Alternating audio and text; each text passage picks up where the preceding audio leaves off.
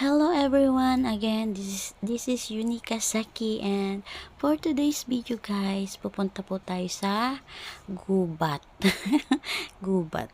Titingnan po natin yung baka na ating bibilihin. Ayan. Daan tayo sa mga damuhan.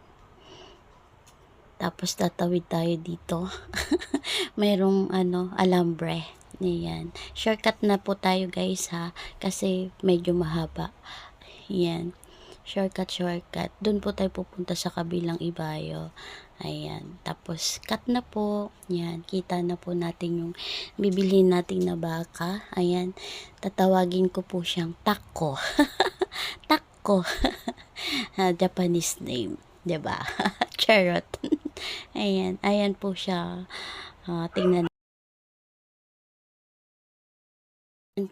ayan po si Tako. Malayo pa lang tayo, nakatingin na siya.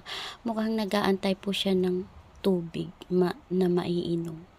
Ayan. Hi Tako! Tako! How are you Tako? Ayan. Takbo. Takbo tayo guys. Charot. And then, pa lang siya, baby pa lang po yan. Ayan. Yan po yung ating bibilhin na baka. Ayan, naipon po natin na 70k. Diba po? Pag may tiyaga, may nilaga. Mahilig po kasi ako sa sa hayop. Ayan. Kaya mapapasakin ka na. Mapapasakin ka na, baby Tako. Anyway, itong ipambibili ko po sa kanya, naipon ko ng 7 months. Ayan. And thank you Lord kasi nakaipon ako. Charot. And then, anyway, nandito po tayo sa Benguet ngayon. Dito po tayo bumili ng baka. Heto po, bibilangin na natin yung pera para pambayad sa ating magiging baby na baka. Ayan.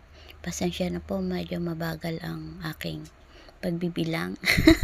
Pero matatapos din naman po. 'Di ba? Sabi nga nila, slowly but surely. Ayan, bilang-bilang din po tayo.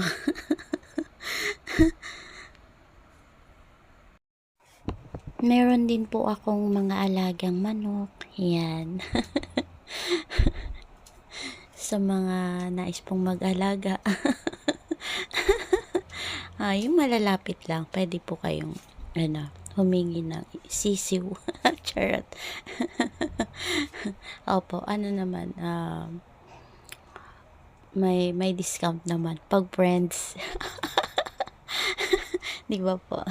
Lang, palaguin lang natin. Tapos, kasamahan lang naman talaga kasi ng sipag at tiyaga ang mga bagay-bagay na ating ginagawa po. Ang lahat naman po kasi ay ating kailangang pagpaguran, paghirapan. Kasi walang instant money sa mundong ito po. Lahat po ay kailangan nating kumilos at magsipag.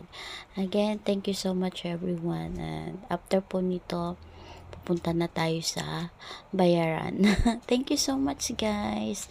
See you around.